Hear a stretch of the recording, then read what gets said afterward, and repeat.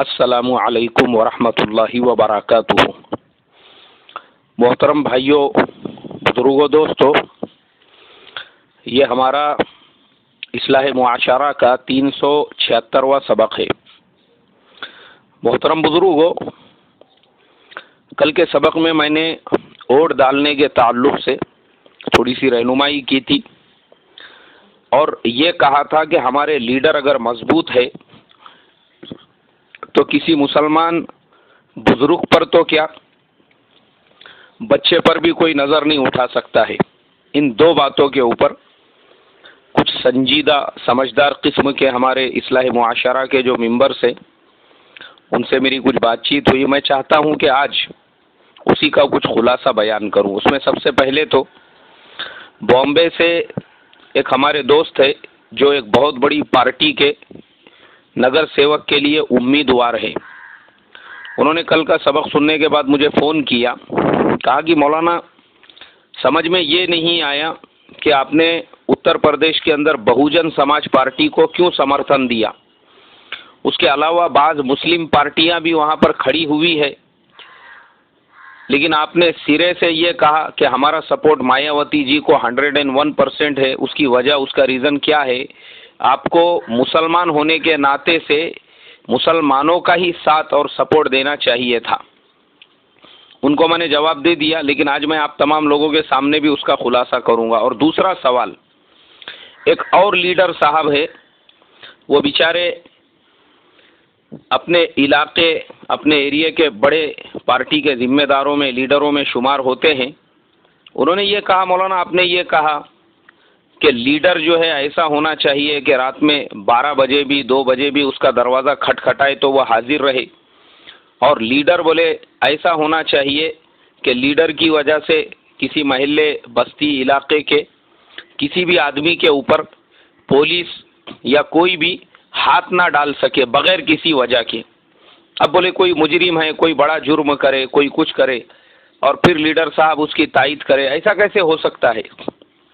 अब मेरे मोहतरम बुजुर्गों, इन दोनों बातों का मैं आज ज़रा खुलासा कर देता हूँ ताकि हमारे ये जो दोनों पुढ़ारी है और दोनों भी हमारे लीडर है माशाल्लाह, और इनके अलावा चूँकि हमारे इस्लाह मुआशरा का सबक बहुत सारे एमएलए, एमपीज़, और मैं एक ऐसे ग्रुप में हूँ जिसमें कम से कम 50 से ज़्यादा एमपी है।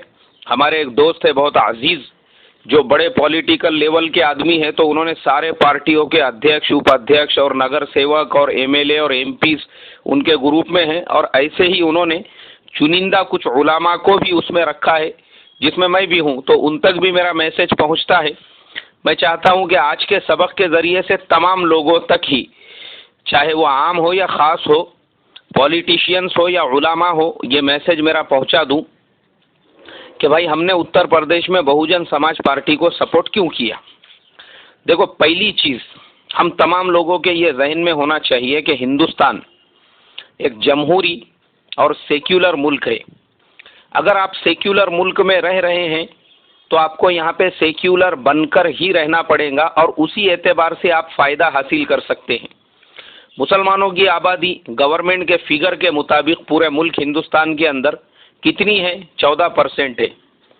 अब 14% मुसलमान, मुझे आप बताइए 86% दूसरे वोटर्स के मुकाबले में क्या कर सकते हैं? अगर पूरे, वह तो पहले तो ये देखना चाहिए कि मुसलमानों में 72 नहीं 73 फ़िरक़े बन चुके हैं। मुसलमानों में अलग अलग जमात, अलग अलग नज़रियात, अलग अलग लाइन से चलने वाले लोग बन चुके हैं। उसके बावजूद भी अगर पूरे मुसलमान एक प्लेटफॉर्म पे आए और पूरे एकजुट ये फैसला कर ले कि हम एक ही पार्टी को वोट देंगे, तो भी मुसलमान किसी एक पार्टी को ना पार्लियामेंट में जिता के ला सकते हैं और ना विधानसभा में। तो इसके लिए जब हमारा मुल्क हिंदुस्तान एक सेक्युलर मुल्क है, तो हम ऐसे सेक्युलर पार्टी के साथ में चले जो मुसलमान को उनका बराबर का हक भी दे रही है और मुसलमानों के लिए लड़ने के लिए भी तैयार है। अब हिंदुस्तान का जो ढांचा है, मान लो उत्तर प्रदेश में अगर मैं किसी ऐसी मुस्लिम पार्टी को समर्थन करूं, सपोर्ट करूं, मुझे बताओ कि उत्तर प्रदेश की विधानसभा में 404 सीट है, जिसमें से कम 203 एमएलए का होना ज़रूरी है। अगर वो मुस्लिम पार्टी मुझे गारंटीड ये कहे कि मौलाना हम 203 एमएलए चुना कर ला सकते हैं, तो मैं 101% उनको सपोर्ट करूंगा ताकि वहां पे उनका वजीर आला मुख्यमंत्री बन सके और वहां पे जो है वो रूलिंग पार्टी बन सके। मुझे बताओ ना, उनके 203 उम्मीदवार भी नहीं है। अब मायावती जो ऑलरेडी वहां पे 4 मर्तबा मुख्यमंत्री रह चुकी है, पार्लियामेंट के अंदर एमपी रह चुकी है और आज भी आप राज्यसभा की मेंबर है, एक पावरफुल लीडर है, उनका दबदबा है, पूरा दलित समाज उनके साथ ऑलरेडी है। अब खाली मुसलमानों के सपोर्ट की जरूरत है। अब दलित और मुसलमान दोनों मिलकर अगर मायावती जी को आगे बढ़ाते हैं तो चूंकि हमारी जो लड़ाई है वो फिरका परस्तों के नाम पे है, फिरका परस्तों के साथ में है। अब आप देखो, बीजेपी भी जो है वो हमारी सबसे बड़ी अपोजिशन पार्टी है, हमारा सबसे बड़ा मुकाबला बीजेपी से ही है क्योंकि हमको बीजेपी मुक्त भारत करना है। ये बात 100% है कि बीजेपी 101% हिंदुत्व वाली ही पार्टी है। बीजेपी आरएसएस के एजेंडे को आगे बढ़ा रही है, लेकिन उसके बावजूद उन लोगों ने वो जो तरीका इख्तियार किया कि अपने पार्टी का नाम किसी धर्म के नाम पे नहीं रखा बल्कि उसको भारतीय जनता पार्टी कहा जाता है। मतलब आप उस पर कम्युनल का इल्जाम नहीं लगा सकते। इसे कहते हैं पॉलिटिक्स, इसे कहते हैं सियासत। अभी मुसलमानों को ये सीखने की बहुत ज़रूरत है। तो इस मुल्क के अंदर लोग जो पार्टियां भी है, पॉलिटिशियंस पार्टियां है, वो है तो कम्युनल पार्टी, लेकिन नाम उन्होंने रखा हुआ है सेक्युलरिज्म के ऊपर। तो ये चीज़ समझने की ज़रूरत है। तो यही बात हम मुसलमानों को सीखना चाहिए कि भाई वो लोग भी पॉलिटिक्स खेल रहे हैं सेक्युलरिज्म के नाम पे, तो हम भी वैसा ही करें ना। हम बजाय ऐसे पार्टी के जो एकदम जिसमें खुल के हमको मजहब का नाम नजर आ रहा है, क्या ज़रूरत है? अरे आप सेक्युलर, क्योंकि ये मुल्क ऐसा है इसके अंदर अगर आप धर्म के नाम की पॉलिटिक्स करेंगे तो सिवाय नुकसान के कुछ भी नहीं है। तो मुसलमानों ने हर स्टेट के अंदर उन पार्टियों के साथ चलना चाहिए जो पार्टियां सेक्युलर है। अब जैसे मिसाल के तौर पे पश्चिम बंगाल के इलेक्शन के टाइम पे मैंने खुलकर ममता बनर्जी को अपना सपोर्ट दिया था और ये कहा था कि भाई ममता बनर्जी जो है वो एक सेक्युलर लीडर है, सारे धर्म वालों को साथ लेकर चलने वाली, हमारा 101% सपोर्ट उनको है। माशाल्लाह लोगों ने उनको वोट भी दिया, वो जीत के भी आ गई और आने के बाद उन्होंने हमारी जो उम्मीदें थी उससे ज़्यादा मुसलमानों के साथ उसने सुलूक किया। मस्जिदों के इमामों को 2500 रुपये तनख्वाह, मौज़नों को 1500 रुपये भत्ता ऐसा तय किया। सालाना हर मस्जिद को हुकूमत की तरफ से कुछ फंड, हमारे बड़े बड़े उलामा को ऐसे वजीफे जारी किए माशाअल्लाह। और उसके अलावा उर्दू को सेकंड लैंग्वेज का दर्जा दे दिया। उसके मुल्क के अंदर, उसकी रियासत के अंदर फिरका परस्त मुंह नहीं खोल सकते। हालांकि ममता बनर्जी मुसलमान नहीं है लेकिन सेक्युलर लीडर है। तो ऐसे सेक्युलर लीडरों के साथ मुसलमानों ने चलना सीखना चाहिए क्योंकि मुसलमान अपने दम पर कुछ नहीं कर सकते, ये याद रखना। उसके बाद बिहार इलेक्शन के अंदर हमने खुलकर नीतीश कुमार और लालू प्रसाद यादव को सपोर्ट किया था। माशाअल्लाह वहां पर भी आप देखेंगे मुसलमानों ने अक्लमंदी का मुजाहिरा करते हुए उन पार्टियों को रिजेक्ट किया जो मजहब के नाम पर वोट मांगने आई थी। और अल्लाह के फजलो करम से वापस से लालू और नीतीश कुमार जब वहां पे आ गए, उनके आने के बाद में वही जो पहले भी वही थे अभी भी वही है, लेकिन पूरे स्टेट के अंदर सुकून का, इत्मीनान का, अमन का माहौल बना हुआ है। चूंकि हमको मालूम है जहां बीजेपी आ गई वो स्टेट का माहौल खराब हो गया। फिर वहां पे क्या होगा, दादा भाई और दादागिरी करने वाले जो मरे हुए मुर्दे थे वो भी कब्रों में से उठ के खड़े हो जाते। फिर हर एक को अपने आप को शेर, जो मरा हुआ मुर्दा है ना वो भी शेर समझने लगता अपने आप को। क्यों? हमारी हुकूमत है, हमारी गवर्नमेंट है। इसके लिए हम बेवकूफ़ नहीं है। मायावती को सपोर्ट करने के लिए हमारा मकसद ये है भाई बीजेपी को अपने को नहीं आने देना है। तो उसका मुकाबला कौन कर सकता है? मायावती जी कर सकती है, इसलिए हमने उनको सपोर्ट किया। समाजवादी को क्यों नहीं किया? उनके विचारों के आपस में इतने लड़ाई झगड़े चालू है कि अभी तक एक दूसरे को मनाने और मनवाने का सिलसिला चल रहा है। ऐसे हालात के अंदर हम थोड़ा दानिशमंदी का सबूत दें।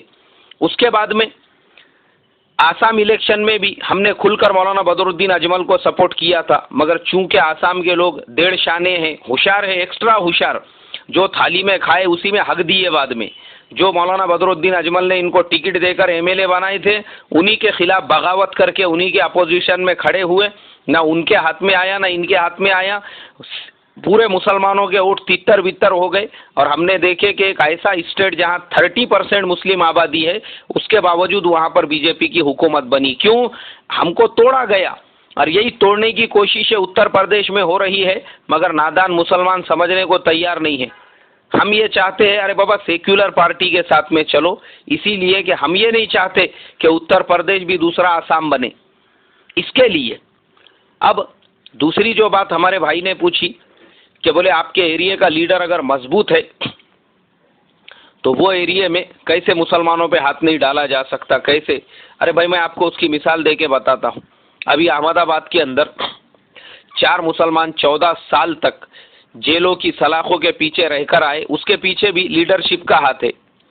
गोधरा के अंदर 28 मुसलमान 14 साल तक जेलों की सलाखों के पीछे रहकर आए।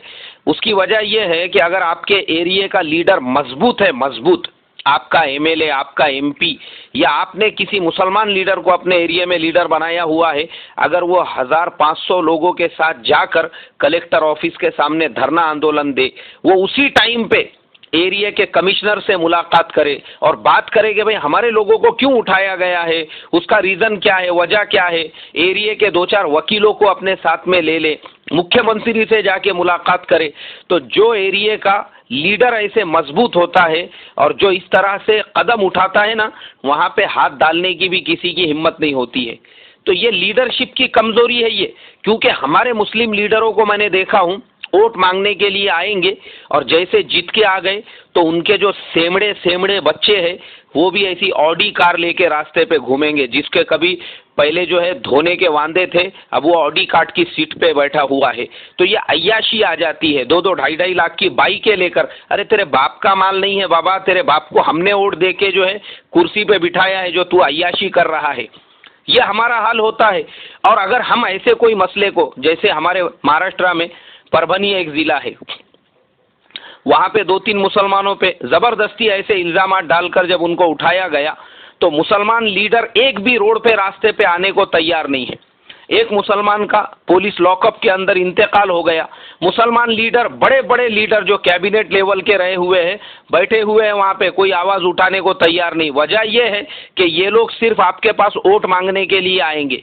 ये लोग सिर्फ क्यों, जब मुसलमानों के मसाइल आए तो एक लीडर बॉम्बे से सफर करके परभनी गए और वहां पे जाके उन्होंने प्रेस कॉन्फ्रेंस ली और उन नौजवानों के बारे में कहा कि हम उनके लिए लड़ेंगे। अरे तो तुम लोकल लीडर होके क्या फायदे के, जो तुम अपने एरिया के मुसलमानों का भला नहीं कर सकते, जब तुम अपने एरिया के मुसलमानों को बचा नहीं सकते।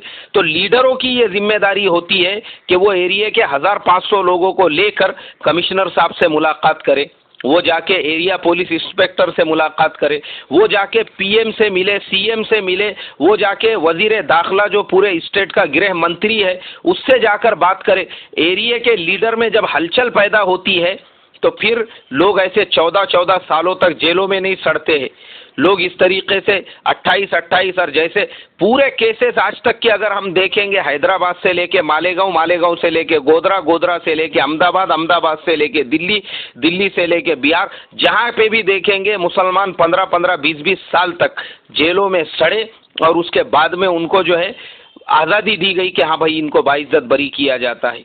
तो इसके लिए मेरे मोहतरम बुजुर्गों, हम इसीलिए हम बेवकूफ़ नहीं हैं आपको राय मशवरा देने के लिए कि ऐसा लीडर मत चुनो गाड़ियों में फिरने वाला और साथ में छेले चपाटों की फौज लेके घूमने वाला। वो लीडर चुनो जो डाउन टू अर्थ भी हो और उसके अलावा वक्त पड़ने पर कौम से हमदर्दी रखने वाला हो। ये नहीं कि आपके गांव में नगर सेवक बना और बॉम्बे में प्रॉपर्टीज बना रहा है, आपके तालुके में एमएलए बना और पुणे में, बॉम्बे में उसकी हवेलियां, उसके बंगलों के तामीरी काम चल रहे हैं। ऐसे लीडर बना के फायदा क्या है आपको?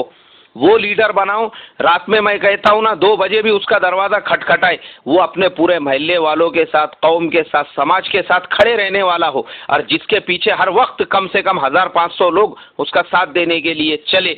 तो इसको बोलते हैं लीडरशिप। और जहां लीडर मजबूत होता है वहां पे लोग खुल के काम भी करते हैं।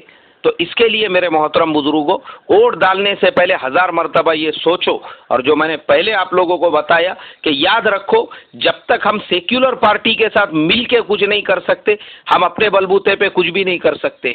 अक्लमंदी का मुजाहरा करो, खाली कौम के नाम पर और मजहब के नाम पर अपने वोटों को तोड़कर गैरों को मौका मत दो कुर्सियों पे बैठने का, फिरका परस्तों को। यूपी वालों से खास तौर पे कह रहा हूं, अल्लाह मुझे आपको अमल की तौफीक अता फरमाए। अस्सलामु अलैकुम व रहमतुल्लाहि व बरकातुहू।